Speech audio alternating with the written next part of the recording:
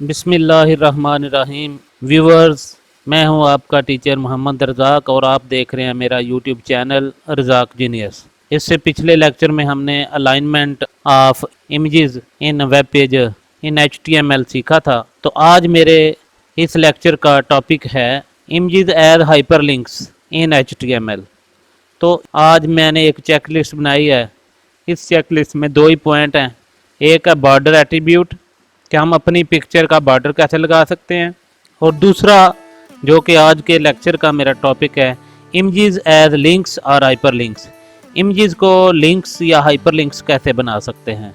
तो इससे पहले कि मैं अपना लेक्चर स्टार्ट करूं, मैं अपने व्यूवर से रिक्वेस्ट करूंगा कि वो मेरे चैनल को सब्सक्राइब कर लें ताकि मेरी आइंदा आने वाली जो वीडियोस हैं उसको नोटिफिकेशन आपको बर वक्त मिल सके।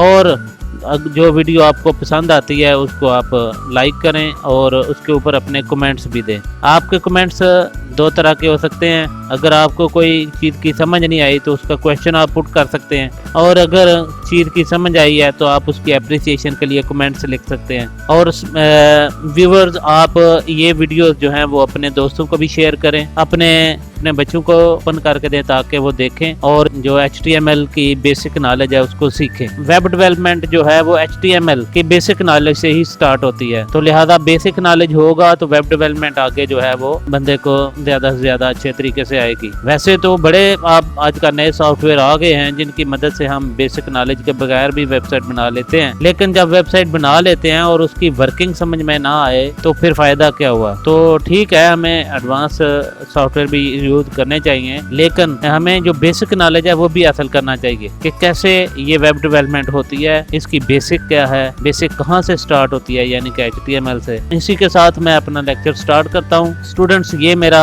जो पिछला प्रोग्राम था इसमें आप देख सकते हैं कि ये कोडिंग थी। इसमें हमने एक इमेज फैसल मस्जिद का लगाया था। तो इसका जो मैं टाइटल और इसका जो हेडिंग है वो मैंने अब तब्दील कर दिया है। अब मैंने इमेजेस एज लिंक्स इसमें लिखा है और इमेजेस एज लिंक्स और हाइपरलिंक्स इन वेब पेज इसका हेडिंग दिया। तो सबसे पहले स्टूडेंट्स, मैं आपको, ये हमारा इमेज था, इस इमेज के इर्द गिर्द एक बॉर्डर लगा के चेक कराऊंगा कि बॉर्डर कैसे लगाते हैं। तो बहुत आसान तरीका है बॉर्डर लगाने का। जैसे कि आप देख सकते हैं ये इमेज का टैग है और ये यहाँ पर एंड हो रहा है। जहाँ पर एंड हो रहा है वहां पर मैं लिखूंगा बॉर्डर। बॉर्डर लिखने के बाद इसके आगे इक्वल, इक्वल के बाद डबल कोटेशन, और डबल कोटेशन में मैं वैल्यू फर्ज करें दे देता हूँ 5px यानी कि 5 पिक्सल। और इसके बाद मैं इसको Ctrl+S करूंगा, सेव करूंगा और ब्राउजर में इस इमेज को रिफ्रेश करूंगा। जब रिफ्रेश करूंगा तो आप देख सकते हैं कि इस इमेज के गिर्द एक बॉर्डर लग चुका है। वो 5 पिक्सल से अगर हम वैल्यू कम करेंगे तो ये बॉर्डर थोड़ा सा, इसकी लाइन जो है वो बारीक हो जाएगी, और अगर उसे वैल्यू बढ़ाएंगे तो इसकी लाइन और ज्यादा थिक हो जाएगी, मोटी हो जाएगी। तो इसके बाद आगे आज के हमारे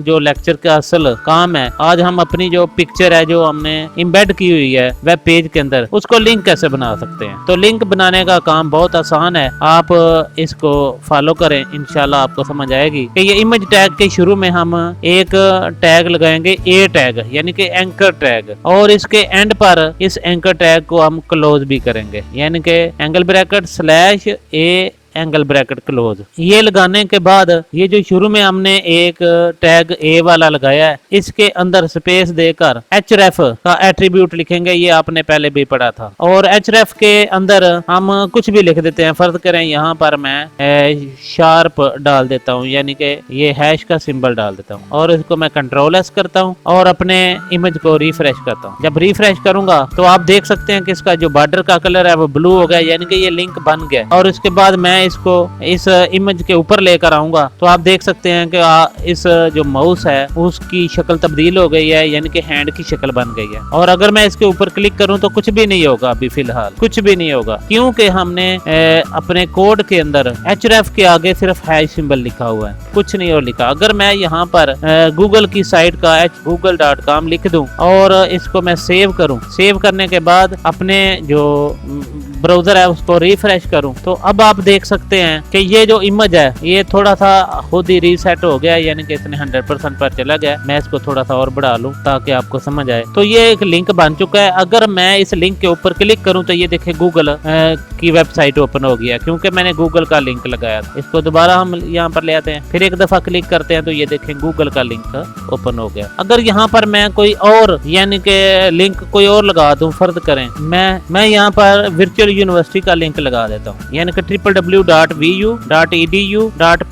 तो ये लगाने के बाद मैं Ctrl+S करता हूँ और अपने जो वेब ब्राउजर है उसको मैं यहाँ पर रिफ्रेश करता हूँ। रिफ्रेश करने के बाद मैं इसके ऊपर क्लिक करूंगा। जो ही क्लिक करूंगा तो आप देख सकते हैं कि हमारा जो पेज है वो अब वर्चुअल यूनिवर्सिटी वाला वेब पेज जो है वो ओपन होना शुरू हो गया। तो इस तरह हम अपने लिंक के अंदर कोई भी एड्रेस लगा सकते हैं जिसको हम ओपन करवा सकें। इसके अलावा हम ये जरूरी नहीं है कि हम सिर्फ यही लगाएं, हम वही चीज जो हमारा इमेज था वही अगर हम यहाँ पर भी लिख दें, जैसे कि MASJID masjid.jpg ये लगाकर मैं सेव कर देता हूँ। और सेव करने के बाद मैं ब्राउजर को ऑन करता हूँ। जब ब्राउजर को मैं रिफ्रेश करता हूँ तो अब जब मैं इसको ऊपर क्लिक करूंगा तो आप देख सकते हैं वही इमेज जो है वो अपनी असली जो डायमेंशंस हैं उसके साथ ओपन हो गया, अपनी ओरिजिनल डायमेंशंस के साथ ओपन हो गया। इसको ये देखें, प्लस का सिंबल था ये ओरिजिनल डायमेंशन है और ये माइनस का सिंबल से ये वेब पेज के अंदर फिट डायमेंशन आ गई हैं। तो इस तरह करके हम इस इमेज के अंदर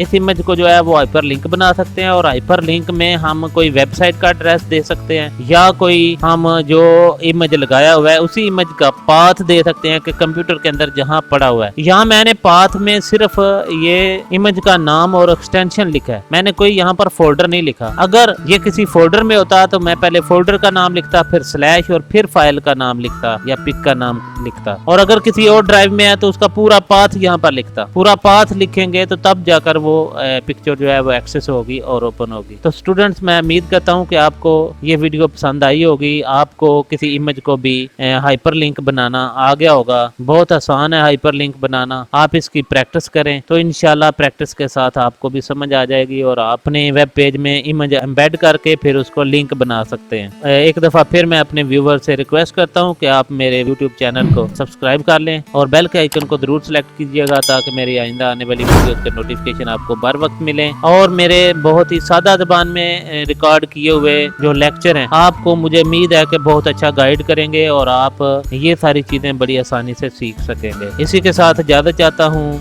अल्लाह हाफिज़।